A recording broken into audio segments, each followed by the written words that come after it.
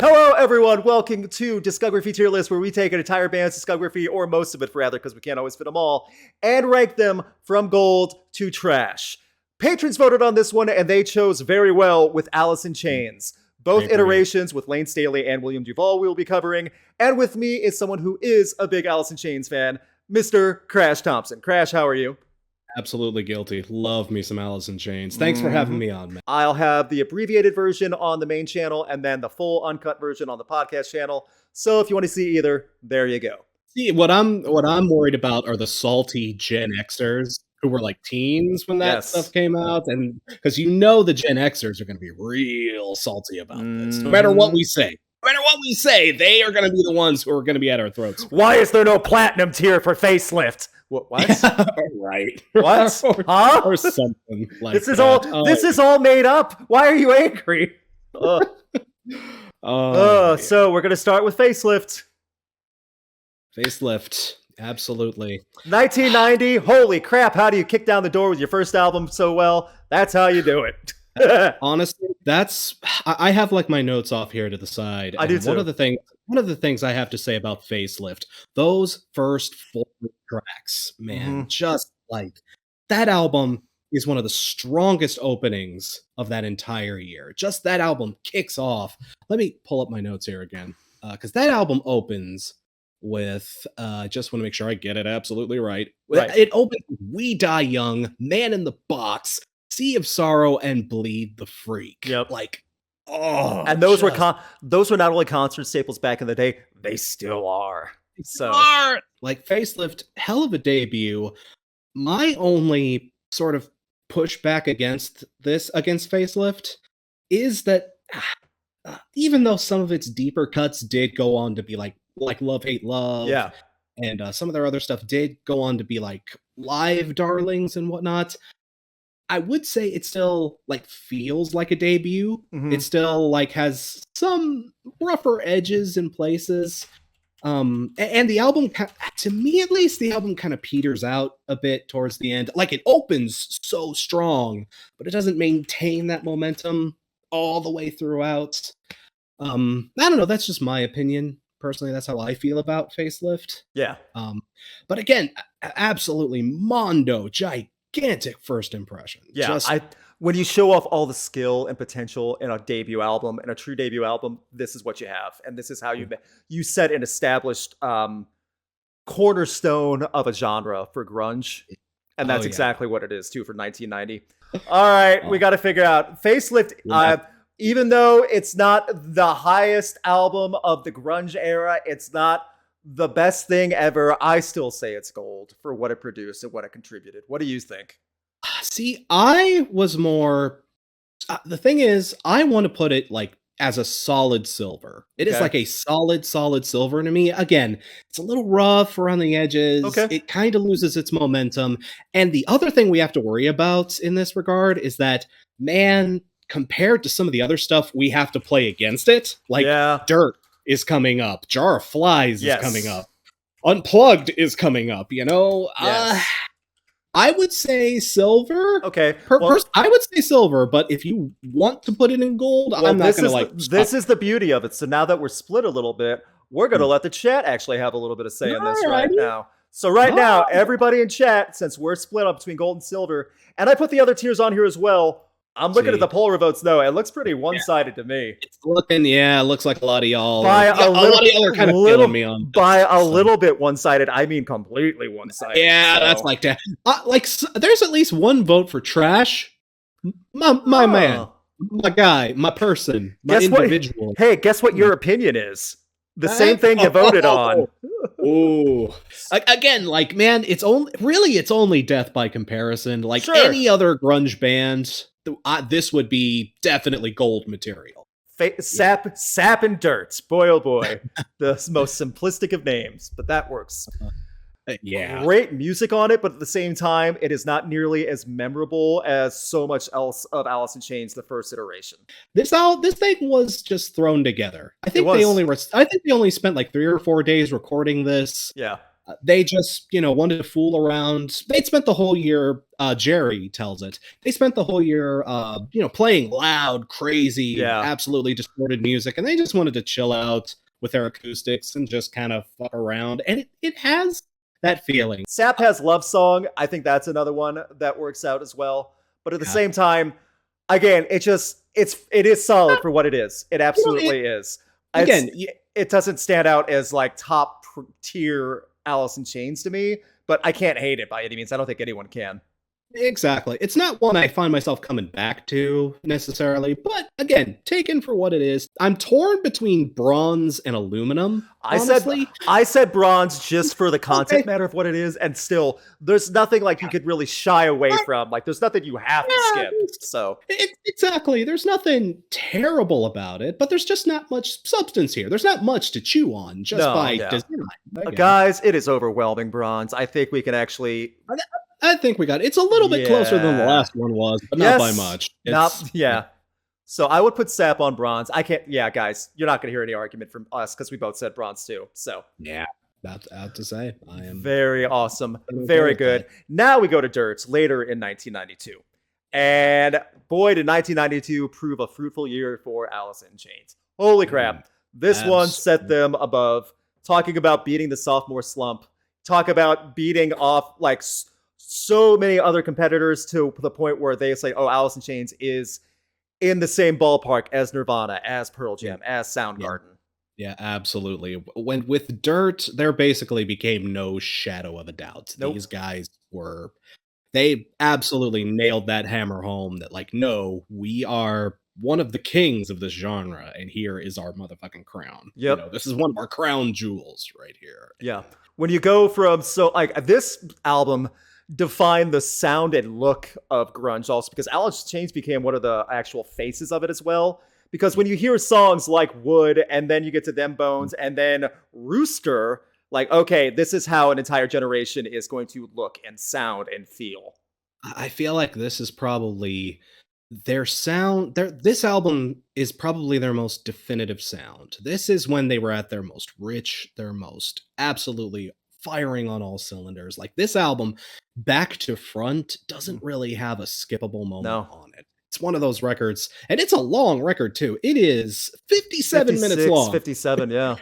But no, it does not feel its length even an iota. Like, even a lot of its deep cuts are absolutely great. I personally love like Godsmack and their version. Theirs is the definitive Godsmack. Do not clip that of Crash saying he loves Godsmack. As the band, we all know that's not true. Oh no! By the way, that is where they got the name. By the way, it's one of those records, and it's a long record too. It is 57 minutes long. 57, yeah. But no, it does not feel its length even an iota. Like, even a lot of its deep cuts are absolutely great. I personally love like Godsmack and their version. Theirs is the definitive Godsmack. Do not clip that of Crash saying he loves Godsmack. As the band, we all know that's not true. It's a testament to how talented Layne honestly was. Like, y'all, again, Jerry pulls off a lot of good stuff, and he pulls off a lot of good stuff on this record too. Oh yeah, I feel like Layne. This was much more of a Layne project. Yeah, like he took the reins a little bit more on this one. Don't get me wrong, Jerry is dynamic on this one, but at the same time, the writing and the structure was much more done by Layne, and you can hear that. I mean, Rooster alone, that's Jerry had much less to do with that one as it is. So much negative to say. I can't think of much. I mean, this stands out as like the definitive Alice in Chains album. This is the iconic one. So I'll start this one. I say gold. I can't. Same for gold. You. Okay. Hard gold for me here. Okay. Like, if our mod can get a poll going for your Dirt. See, and again, I don't think there's going to be too much argument on this one. I can't see the audience really arguing, saying trash, trash, trash. However, we both said gold, so we outweigh 2-1. So we're okay this time. Now we move on to the sad stuff. Boy, oh boy. And can I sell it any other way?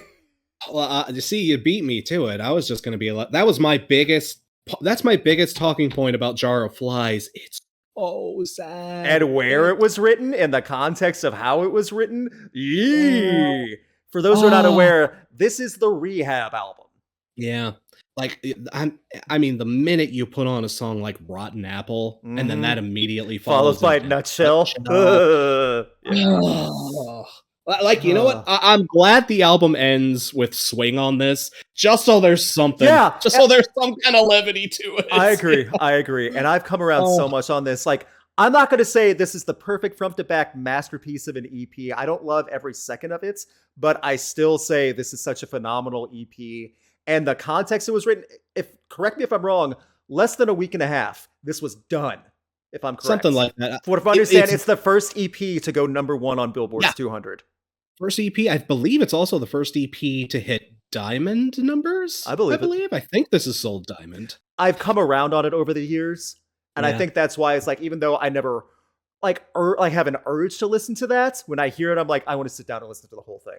That's where I'm at. So same. Anytime I'm like, okay, I'm just in the mood to hear. I'm just in the mood to hear Rotten Apple. Yeah. I'm just in the mood to hear Whale and Wasp. Yeah, and I want to hear I Stay Away just as loud as possible. You know? No, not possible. I always end up spinning the whole damn thing, and like, yeah, I don't know. For me, this is an easy goal. It is another easy goal. I have gold on here also. I mean, there's no way I could argue against anything else. The thing is, I'd say it's just as beautiful and just as amazing as Dirt, but for completely different reasons. It's very different, but it still like defines Alice in Chains in a different way, like Dirt did. But still, it adds so much to them, and like it represents them perfectly as well. Overwhelming gold. Someone dick picked Jar of Poopy Trash just because the lulz, whatever. Yeah. It's always going to be one. I'm liking the look of this so far. The tier maker. We're making our way. So we then have, if I'm correct, let me make sure I have this right. Then we have the self-title, 95. Alice in Chains is in a rough spot at this point. Though everyone and their mother that was a music fan, even now, can admit this is where Alice in Chains had a rough spot going in their lives. Basically, this record is just being almost completely carried by freaking Jerry. Jerry was more dragging it by the point, like dragging it is a better because like he can't carry that much weight. Layne was really, and this is not meant to be like mean or condescending. Layne was really just so difficult to be around and work with at the time. They made so many behind the musics and documentaries about this era of Alice in Chains. It's ridiculous. They still had such good content. Like Heaven Beside You became such like a mainstream alternative single that was played all the time. I heard Heaven Beside You on the radio. I heard Heaven Beside You on like rock radio, probably up until around like 2002. Yeah. It still holds up as an Alice in Chains album. Yeah. I still have a warm place in my heart for this record because, again, there's so much. Like, this is also the one with Grind. This is the one with Again. This is like kind of the grimiest this era. It's still worth checking out, but at the same time you have to appreciate, because there are the key songs on there. I mean, you have Again on there and things like that are definitely worth hearing, but at the same time it is not going to hit you as hard as something like Dirt or previously just before Jar of Flies. It's not. And again, given where grunge was in 1995, you gotta admit it was probably one of the better releases. Yes. Grunge was being politely shown the door. And I was personally torn between Silver and Bronze. Again, it's one of those, I get where Bronze is at, but again, the tracks that stand out so much to me. I love Again is like one of my favorite Alice in Chains songs. But there's so like this has much more forgettable material on it too. It does. It looks like the poll is leaning kind of bronze. They are leaning bronze. It's still much closer than the other ones were. Yeah. But I think that's fair. So we'll throw that in bronze. I'm totally in agreement. And now this is the discussion where I always have to be careful how many albums I put on for tier lists, because if we do every single live album and EP, we could be here all night. But Crash and I were talking, and like we came around and said we have to put the MTV, Unplugged. Because I don't even know if this is a hot take, because people have been discovering this over the years. But I don't know if it happens to be a hot take. This one is better than Nirvana's. Honestly, I think this is the best MTV Unplugged that ever came out. I got it. There's one big key why I think it stands out. It's better than Nirvana's, and it's not even so much because of how it all unfolded. It's because how it all unfolded. This was the first time the band played together in a year and a half, 2 years, something like that. They literally, they didn't warm up. They walked on stage. Layne just sat down and started going into it, and it sounded like that. And they opened with Nutshell, their first song. I would also say, watch it. It has to be 1,000 copies of it on YouTube, because you see a crowd clapping, loving that the band is back on stage, and then being dragged into this dark reality of hearing Nutshell live and having your soul ripped out, and in the best way possible. And that's how it starts. So MTV Unplugged is like literally one of the best. It's probably my favorite live album maybe ever. They still occasionally do MTV Unplugged sessions. Every now and then I found out. Every now and then they do for different artists, you know. This is the standout. This is the one that like all the signs led to this should not have worked out as well as it did, and somehow was better than all of them.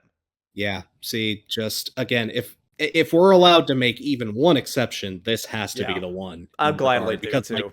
Again, instant gold from me. It is too for me too. Yeah, it's a little. Again, this isn't quite the blowout I figured it would be. I didn't either. I thought this would be a little more one-sided, but at the same time, it's still pretty high up there. So I mean, y'all, if you haven't heard this, honestly, I would almost if I were making like a how to get into on this band. It might be something I should do someday. It would take a few years, and we would lose Layne Staley, unfortunately, in very tragic circumstances. Yeah. Gone, never forgotten. As time would go on, though, Alice in Chains would decide to try to pick back up. And it took years. Jerry Cantrell met a singer-vocalist that opened for Jerry Cantrell by the name of William DuVall, where nobody ever would in a million years thought this would have happened. Oh my goodness. Yeah. No. Alice in Chains wants to come. I don't know, y'all. Again, because we lost Layne Staley. In a rough way.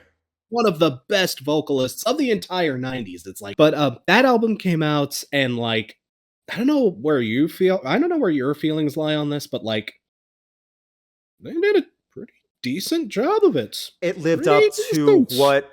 I mean, this was much more driven by Jerry Cantrell for obvious reasons. Absolutely. But at the same time, it was different, but you could tell it still had the Alice in Chains flair, the writing signature. It lived up to the name. I'm not going to put this in gold tier, but like, I still say it's silver. Okay, like, really? I put this one at bronze myself, because there is some songs that like don't stand out as well. But again, when you look at how many good songs like Check My Brain still hold up and things like that, and also how much it had to live up to, I get it. So we're between silver and bronze. So if we could get our moderator to get the poll, we'll try to make that right now, see what people think. Agreed. This is a close poll so far. 50-50. Look at that. It's still 50-50. It went from 7 to 7 to 8 to 8. Oh my!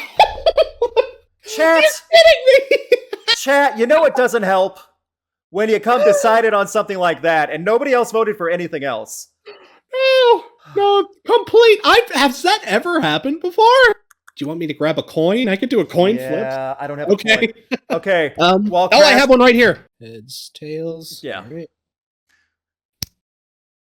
Right. Tails it is. Okay, so bronze. Very fair.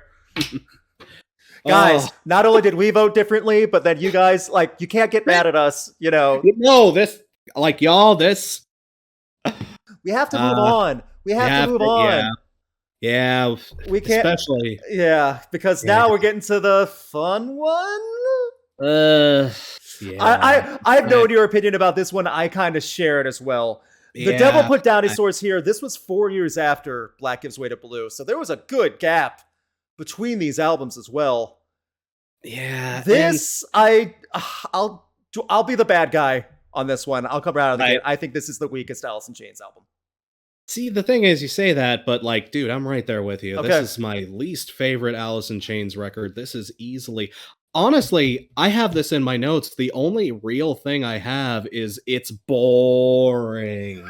And this has always been kind of an issue of the DuVall years. Like all of like Alice in Chains, they've always been a band. They've released long albums outside of like Sap and Jar of Flies. Right. Almost every single one of their albums eclipses 50, 60 minutes. They release long ass records. Yes. But man, This was an until the hour and DuVall 7. years- Yeah. Yeah. Well, but when the DuVall years hit, that was when the filler started entering the equation. That was when songs started to get bloated. These were the records where the things started to really feel their length. And my God, does Devil put Dinosaurs here? Jerry Cantrell, and this is part of the reason why the self-titled record sounds the way it does. Cantrell was the one who was, he really focused on that sludgier side, that sort of slower, that sort of doomier sort of side to their sound. He was always kind of the master of that. But this record, it's just so sludgy and sloshy. Yeah. And I don't hate it. No, I don't either, but man. I wouldn't even say it's a trash record necessarily. But like I put mine in aluminum because there is nothing, like I wrote in my notes, there is nothing adherently offensively wrong with this album. There's not. It's not incompetently made or produced, nothing like that. It does not hold a candle to the top half of Alice in Chains' discography. Even to Black Gives Blade of Blue, it's a step down. If we can get a poll going, I do want to see what other people have to say. I know we got fans of this album too, and I want to see what other people say. Aluminum wins. Most people do agree with us. Trash actually got the second most. Yeah, which is interesting.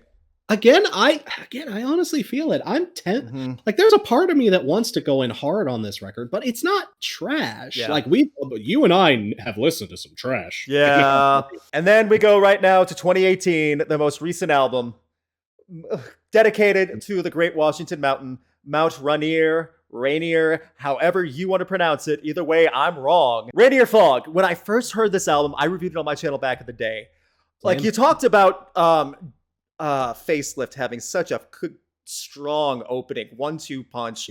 First first 3 songs of Mount Ranier, like, it starts with The One You Know. I still love The One You Know. That is such an amazing track. And it kicks off with those first 3 songs, like Title Track and Red Giants. That 1, 2, 3 is so strong. And I admit, after that, it does not peak up near as good as the beginning. Yeah, but that's how I feel about it. I'm with you. It starts strong. Yes. It starts super. This was, it was a big step up from Dinosaurs, but at the same time, like, I agree with you 100%. Starts strong, even ends strong. Like, those last 2 closing tracks are big, absolutely big, are really strong. But man, that record also has like a saggy middle to it. It does. Like some of the devil, reverse bell curve. Yeah. It's still in there. Like, they're still trying to work out the flush, but like, they're getting there. They're getting back to a more black. They're getting back to that Black Gives Way to Blue sort of energy. The standout singles, those first 3 songs are so good. But again, I can take or leave the rest because it's fine. It's like in the Black Gives Way to Blue era of everything. Yeah. It's fine. It's good for what it is. It stands out to the Alice in Chains name. It's above Aluminum for sure. Yeah, it's definitely above that. Yeah, I'm high bronze on it. I would say light. Are you bronze too? Okay, I'm solid bronze, pretty solid bronze. I'm a high bronze on this also, but at the same time, I get that. So some people are saying silver, but I would say if we're both saying bronze, I would put that also. If we get our final poll, I do want to see what people have to say before we start wrapping things up for Ranier Fog. Bronze wins this one as well. Silver came in second place, but yeah, bronze, hard bronze. And I get why people say silver and aluminum on this one too. You're not going to hear me arguing. So no, not really. So if you're looking at the screen right now, I got all the albums up there. I think this is a pretty solid view of everything Alice in Chains has done, and that gold tier is such a standout. I mean, and I love how, like, for pretty much most of this was not, like, the chat really felt us on this one. Like, this was not, I don't know, maybe it would be more entertaining if we were at each other's throats, but, like, this is a good one to do, though, and that's why I'm kind of glad patrons voted on this one to do. As we fade away, Crash, any words of wisdom you would like to send off as we fade out? Allie, you're grounded for your pun game tonight. I will say this, Allie, you're grounded, but we will get you some ice cream because of Ranier's slog. That was actually kind of funny. Where would you rank all the Alice in Chains albums? Leave a comment, let everyone know. Big thanks to my patrons and a special thanks to Chris Doman. You can have a say in upcoming videos, get weekly new music playlists sent to you, and have a say in upcoming videos by supporting Rocked on Patreon. Please click the link in the video description for more info. Please subscribe and ring the bell to get notified on upcoming videos, and you can keep up to date with Rocked on Facebook, Twitter, Instagram, and TikTok.